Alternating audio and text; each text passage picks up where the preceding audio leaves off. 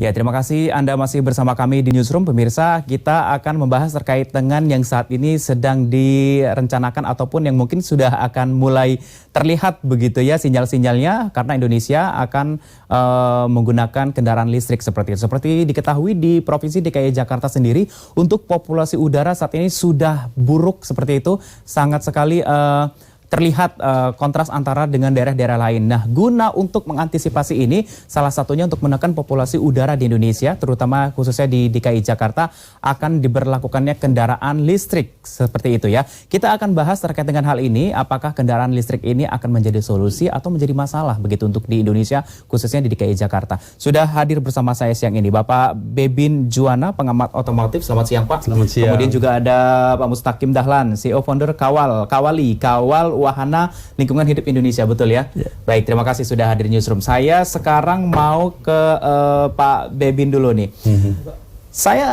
Kita masih mengawang-awang begini ya Pak, mungkin persetujuannya sudah ada. Kalau kita melihat bentuk nyatanya mungkin sudah terlihat, karena kemarin Gubernur DKI Jakarta Anies Baswedan juga sempat melakukan konvoi kendaraan listrik saat membuka untuk menyambut Formula E, begitu betul ya Pak ya? Itu sudah ada nih kendaraan-kendaraan yang dibawa, beberapa contoh lah mungkin kendaraan listrik. Saya pengen tahu pendapatnya terkait dengan akan hadirnya kendaraan itu di Indonesia, Pak Bebin. Saya sendiri tadinya berpikir bahwa ini masih dalam rencana entah 3-5 tahun, masih dalam penjajakan, masih dalam persiapan dan sebagainya. Saya tidak sangka bahwa demikian cepat Bapak Presiden menandatangani sebuah keputusan, dan ini menurut saya keputusan besar. Dan yang membuat saya kaget pada saat itu bahwa Indonesia akan demikian cepatnya mengikuti perkembangan yang ada di dunia, gitu ya. Karena memang sekarang ini di dunia arahnya itu sudah sangat jelas. Kita semua itu arahnya akan ke kendaraan listrik. Nah, cuma tinggal teknologinya itu pabrikan, boleh dibilang hampir setiap pabrikan merek-merek besar yang ada di dunia itu sudah siap dengan teknologi kendaraan listrik. Berapa persen Pak? Sampai berapa maju atau ini. Dan semuanya sekarang lebih diukur kepada jarak tempuh per charge. Jadi satu kali charging ini bisa nempuh berapa? 200 km kah? Bahkan sudah ada yang lebih dari 400 km sekali charging. Sekali charging. Jadi kan Jakarta Tegal enteng aja gitu ya. Saya ke Pak Mustaqim Dahlan terlebih dahulu dari lingkungan hidup gitu. Bagaimana terkait dengan adanya saat ini sudah mulai terlihat nih sinyal-sinyal untuk menggunakan kendaraan listrik di Indonesia, khususnya Jakarta lah terlebih dahulu ya. Baik, terima kasih. Kalau kami sih sangat setuju ya diganti, karena kita sudah tidak menggunakan bahan bakar lagi ya kan, nggak pakai BBM. Nah artinya akan berkurang banyak nih polutan. Nah tapi kalau bisa saran sih di transportasi publik dulu. Kemudian buat pemilik atau pengguna mobil-mobil mewah ya udah sekarang ganti dengan yang listrik, itu lebih utama, dan itu menandakan bahwa memang kota kita sudah mulai maju gitu kan.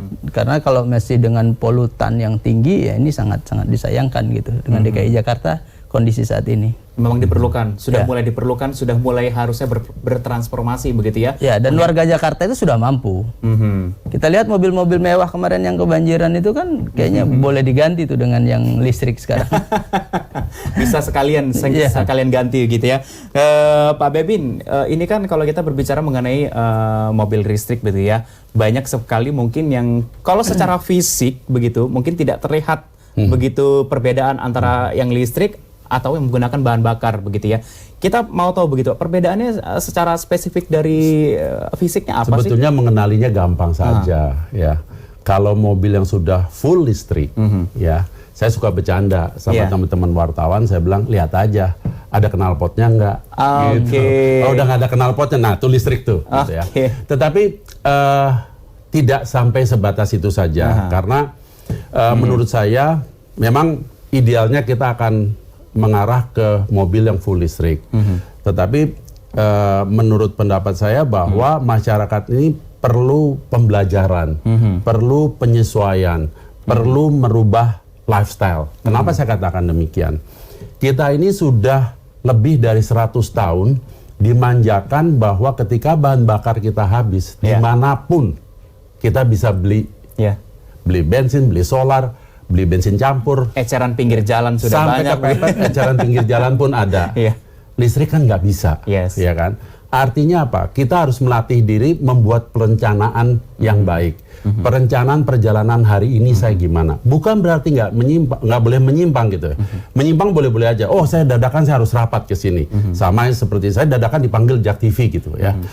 Bukan bilang nggak boleh gitu. Tetapi kan ada batasan-batasannya. Tadi yang saya katakan, kalau yang belum terlalu canggih, jarak tempuhnya 200 kilometeran. Sekarang kita ngukur diri sendiri aja. Siapa sih dalam sehari menghabiskan jarak tempuh 200 km umum yang tinggal di Jakarta atau tinggalnya di Bogor tapi mencari nafkahnya di Jakarta ya.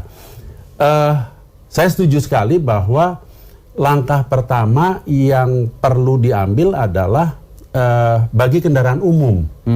Karena kendaraan umum itu, saya ambil contoh taksi, ya kan. Satu taksi itu dalam satu shift kira-kira 12 jam. Karena nanti gantian supir kan, itu jarak tempuhnya sekitar 400-an kilo. Dalam 12 jam itu dalam 12 jam. Jadi kita bisa bayangkan sebetulnya ngotorin udara Jakarta tuh siapa? Sudah termasuk salah satunya begitu ya, kendaraan umum. Transjakarta memang sebagian sudah memakai BBG, ya kan, tingkat polusinya sudah ini. Tetapi kan sama, jumlah dan jarak tempuh per harinya, itu tuh berapa jauh. Jadi saya sangat sepakat bahwa yang pertama dirubah itu adalah kendaraan umum, termasuk taksi online. Karena ini yang gila-gilaan kilometernya per hari, per 12 jam. Ini mereka gitu loh. Baik, Pak Bebin. Ketimbang plat hitam. Ya, kalau kita berbicara masalah kendaraan, kalau kita ketahui kalau di Jakarta ini kan mayoritas juga didominasi oleh kendaraan roda 2 begitu ya Pak ya. Ini banyak sekali kendaraan roda 2 yang berarti dimiliki oleh para pengguna pribadi. Betul. Apakah memang ini dianjurkan juga ataupun teman-teman untuk beralih dari roda 2 menggunakan motor listrik gitu ya? Ini begitu? Saya pikir kenapa tidak gitu, ya kan? Karena motor listrik lagi-lagi saya melihat beberapa video yang ada, tidak perlu 1 jam, 1,5 jam nungguin charging, tetapi ada station-station di mana bisa tukeran baterai. Baterai yang sudah low bat gitu ya, kalau kita di handphone low bat, kita masukkan ke kotaknya, kemudian diganti dengan baterai yang full charge gitu. Baik, nanti saya akan coba ke Pak Mustaqim terkait dengan ini, seefektif apakah dengan adanya kendaraan listrik ini ya untuk mengurangi populasi khususnya di DKI Jakarta. Usai jeda pariwara berikut, tetap bersama kami.